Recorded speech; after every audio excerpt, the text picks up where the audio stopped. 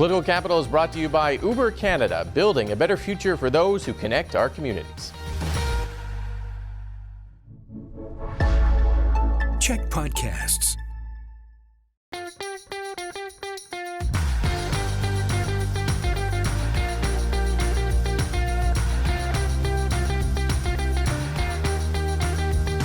Hey everyone, and welcome to Political Capital, your source for all the latest in BC politics. I'm your host, Rob Shaw, coming to you from the CHEK News World Production Studios here in Victoria.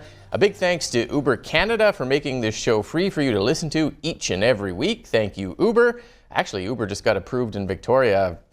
I'm excited to actually try one because I've never tried one. But that is completely different. The panel is on deck. Jeff, Jillian, and Allie will walk us through a busy week in BC politics. This includes a look at the bombshell BC housing audit, dominated politics this week, the pressure to reopen closed exhibits at the Royal BC Museum, and a session wrap with our top picks for MLAs and things that happened during the last few months. Thank you all for being here, as always, to share your insight and expertise from your time doing the politics, as the kids say. I don't think they say that, but you did the politics, and now you're here to do it again in explaining to us this audit from BC Housing.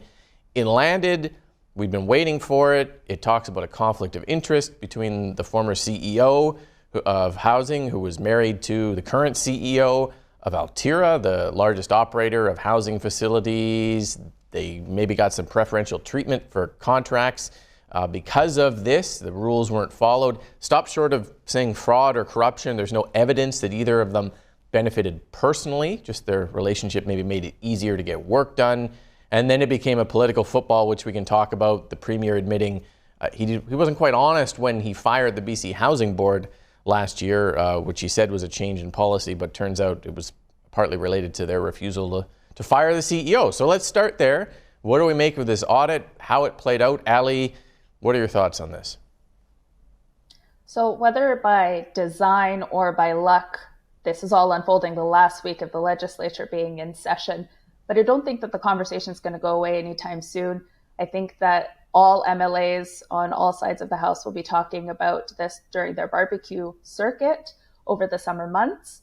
But particularly, I think that if the by-election is called, and granted, the government has until September, but if the by-election is called during the summer months, this particularly impacts Vancouver Mount Pleasant, where the housing crisis is most visible because it's an organization like Altira that delivers these programs. So if I were cutting through like all of the nonsense of the politics this week of the back and forth, if I were voters in Mount Pleasant, I'd be asking, how does this report essentially get us to a space where we go beyond the mismanagement, beyond the scandal, and just get to delivering programs the appropriate way when we need it the most? Mm-hmm. It does fit into some people's concerns, especially in that riding. There's a lot of money spent for kind of not the greatest outcomes in the downtown east side in terms of solving some of the big issues. It's gone on for years. The Portland Hotel Society had an audit that wasn't so great a few years ago. Jillian, what jumps out at you on this issue?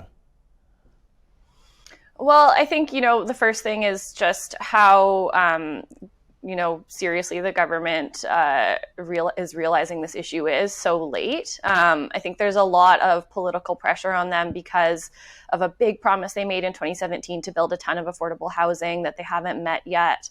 It's been hard to get that done. And so that's one of the reasons why I think we're seeing them take so much of the political space this week to talk about this report, to release it on Monday, to come out really strong saying we're taking action, and to pick a public fight with Altira to show that they're acting quickly on this.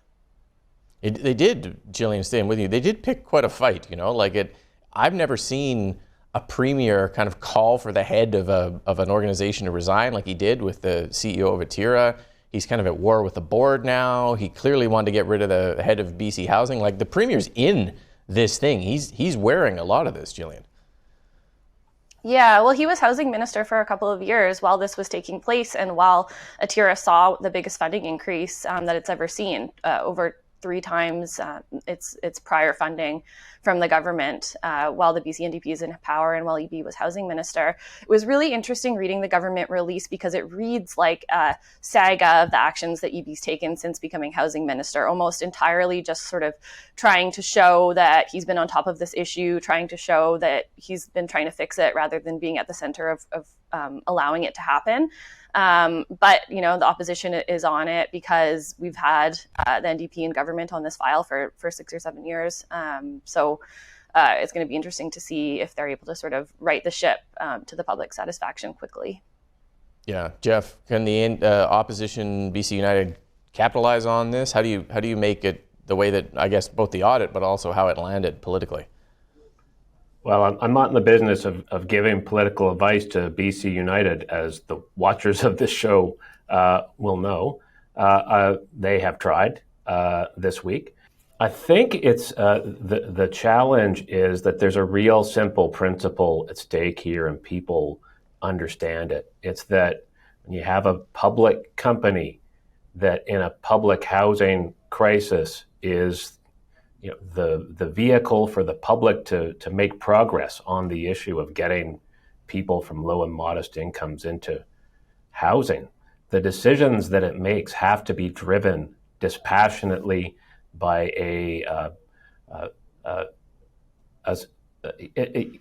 what's in the public good.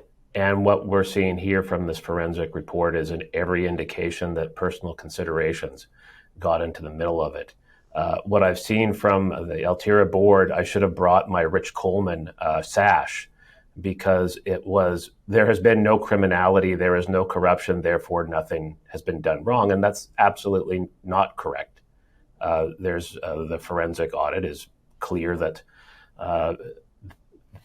these decisions were made with personal considerations.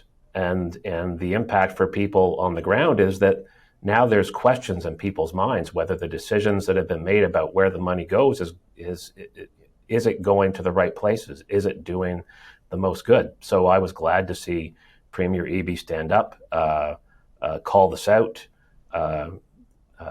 see to it that there's leadership changes at BC Housing, call for them at Altera, and get BC Housing back on its mission of providing housing to low-income and modest-income folks, which is what people are counting on it to deliver, especially right now. Mm-hmm. Let's just flip it around, though, and add more context to it, because I think it's interesting. It's not. I think you could mount an argument here. I'm going to try, and then I'm going to leave it with you, that Altera might have got this work anyways. It does a job very few other companies do, run the SROs, low-income rental buildings, shelters for BC Housing. A lot of this was during a very intense time of government pressure to get people off the streets, respond to kind of, court decisions, clear camps, get it going as fast as you can. That pressure's on BC Housing through Altera.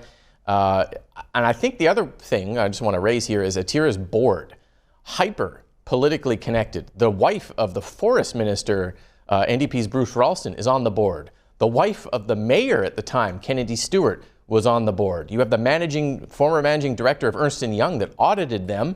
You have someone who worked in BC United leader Kevin Falcon's old development company. Are we saying none of them, with all their connections over many years during a time of intense pressure, talk to their spouses or connections at all on Altera's behalf? To me, I think no way. That's what they're there for.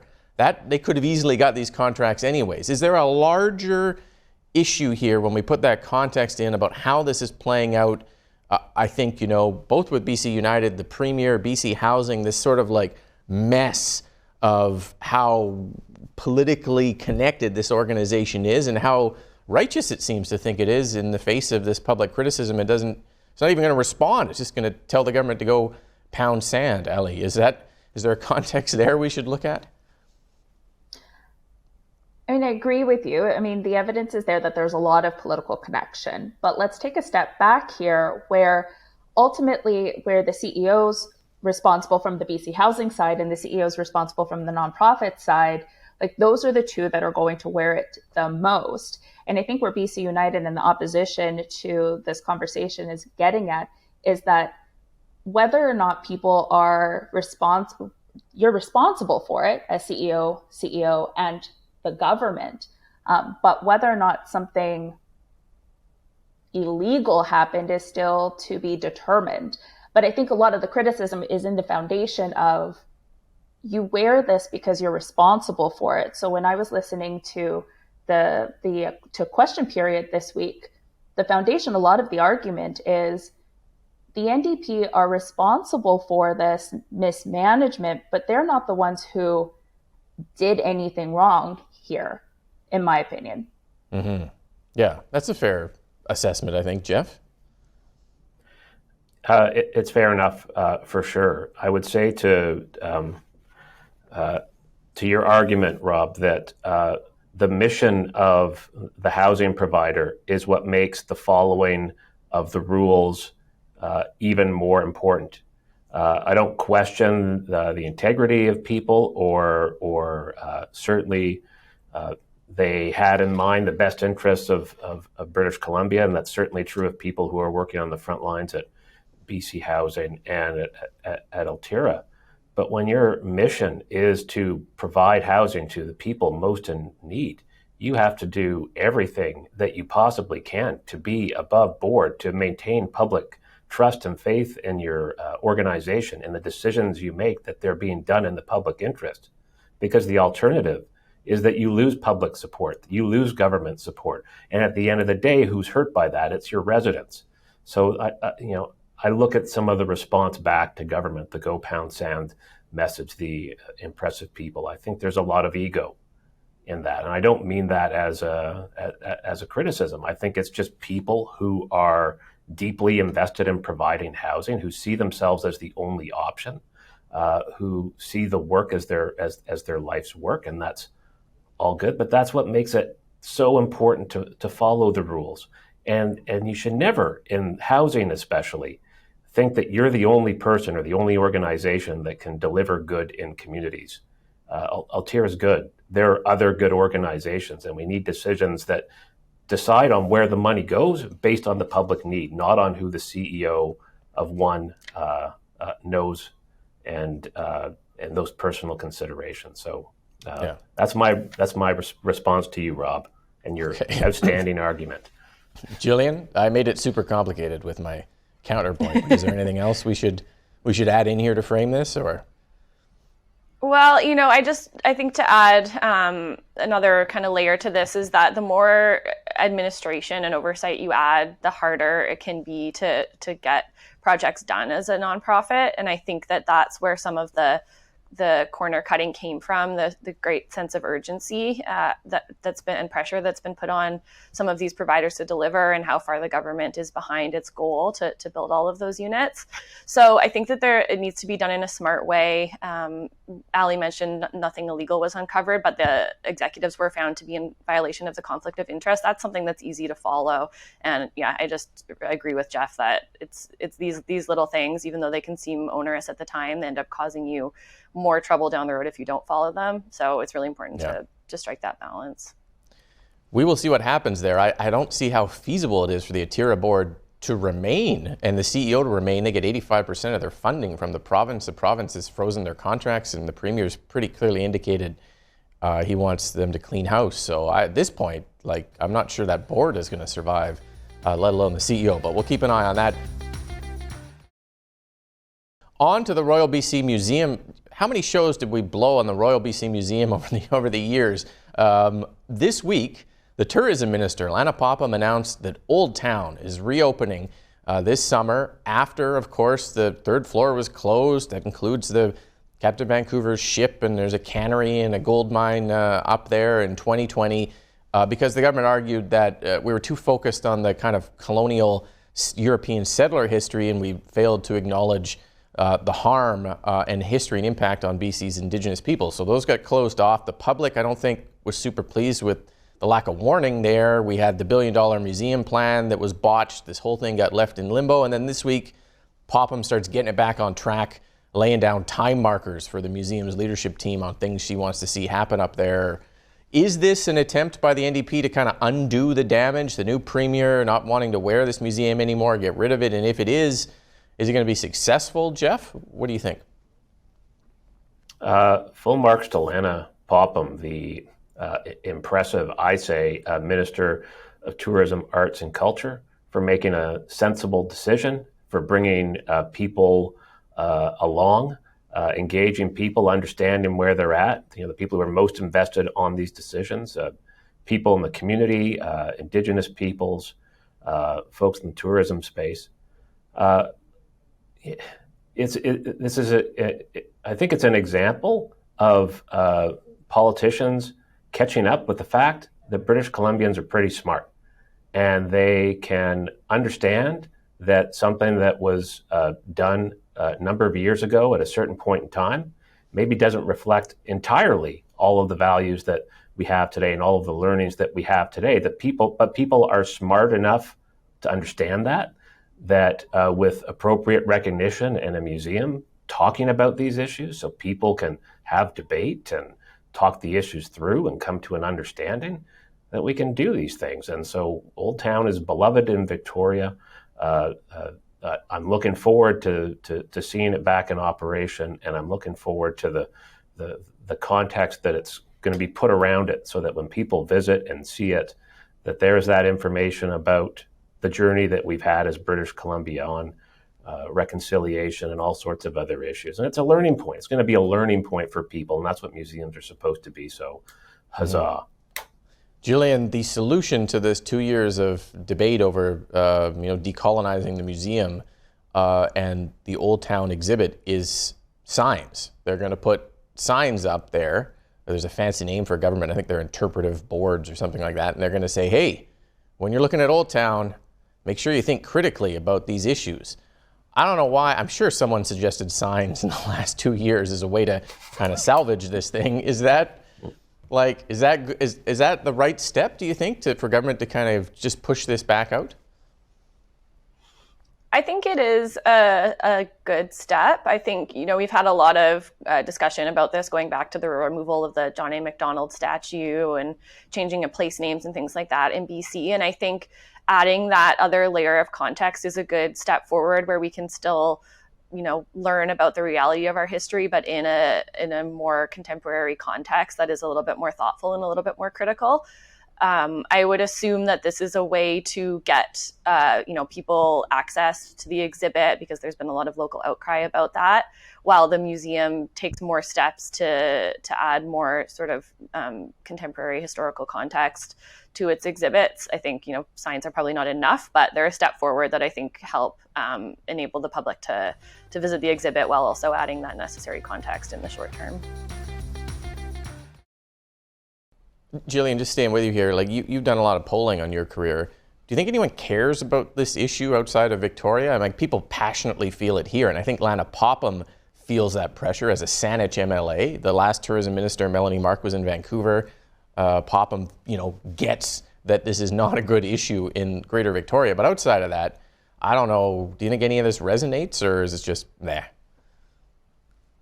I think people care about recontextualization of our history across the province. I think most people outside of Victoria haven't visited the museum and don't have the fondness. People certainly cared about the expenditure at a time when they had other priorities higher in their list. I think this is a way for the government to sort of put the issue to bed, for the local residents in Victoria who do care a little bit more about this, and kind of move on to talking about more important things that they want to be talking about now. Yeah. Allie, the museum, as John Horgan put it, the place you send visitors when they come into town that you don't want to hang out with. Is this are we moving in the right direction here? Is this the minister picking up, as Jeff put it, to the public mood? I actually think that this can turn into a big thing, and where if there's context internationally here. So let's take a look at the National Gallery of Canada based in Ottawa. They've been accused in a big, big way of stopping and delaying their exhibits on reconciliation and bringing in Indigenous artists and doing the right thing in sharing the landscape of Canadian history. And we are seen internationally as kind of a joke in that regard. And so this also has the potential of getting some eyes on it from all over the world. And so when we think about it in that context, I think this can actually become a really big deal.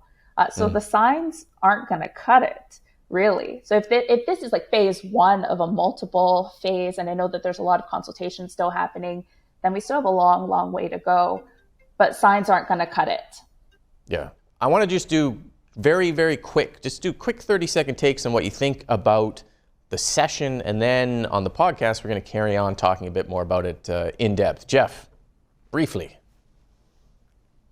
I think it was a fine session for the government. I think David Eby, the Premier, established himself as a popular and trustworthy figure in politics. It was a good launch for him in his premiership, as you'll see in the public opinion research numbers. Well, that we'll talk about in the podcast, I'm sure. And the big surprise for me was a $5.4 billion budget deficit that no one's concerned about, that everyone, apart from a few opposition members, is talking about, because it tells us that folks think the government is on the right track with its spending priorities, that it's investing where it needs to, and that it does not hold the government in low esteem because of doing this, which is a big departure from NDP governments of the past who would do this sort of thing.